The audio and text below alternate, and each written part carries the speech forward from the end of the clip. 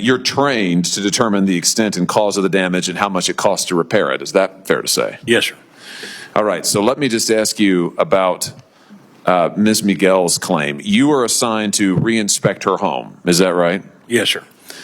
And you testified earlier that you went about that diligently. You could see that there was very extensive damage. That was your initial impression. Is that fair to say? Yes, sir. And you reviewed all of the reports. There was an engineer's report by this time. There was the public adjuster's report. You reviewed all of those things diligently. Is that fair to say? Yes, sir.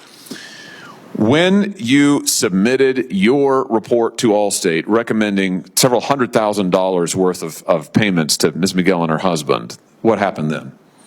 My estimate was rejected, and I was advised to alter it to a lower figure. So you were told to alter the estimate and to alter your findings as well? I was told to alter my estimate.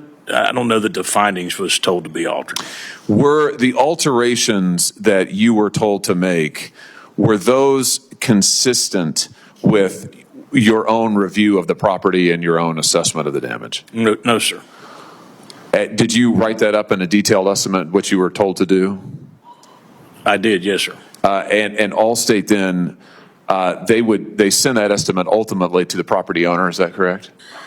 I'm obligated to send the estimate to the policyholder. And is there any record anywhere the policyholder would ever know that your initial findings, your recommendations were rejected and somebody told you to come in and alter them? No, sir.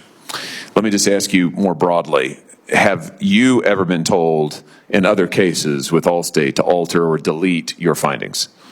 Absolutely. In fact, you testified just a second ago, I think, that you were frequently asked to alter factual findings, delete material, and sometimes include items that were false. Did I hear you correctly when you said that? Yes, sir.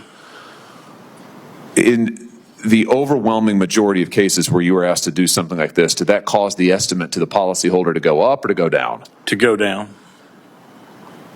What is your assessment of what Allstate's ultimate goal here is? Is it to pay out the policy according to the terms of the policy to the best extent they can, or is it to protect their bottom line and to use you and your report as necessary to meet that end, to make sure they make as much money as possible? 100% to use me to enable them to make as much money as possible. And you would say that this is a pattern. This isn't just something that happened one time like in Ms. Miguel's case. You've been doing this for a long time, and you've observed this to be a pattern with Allstate and in the industry.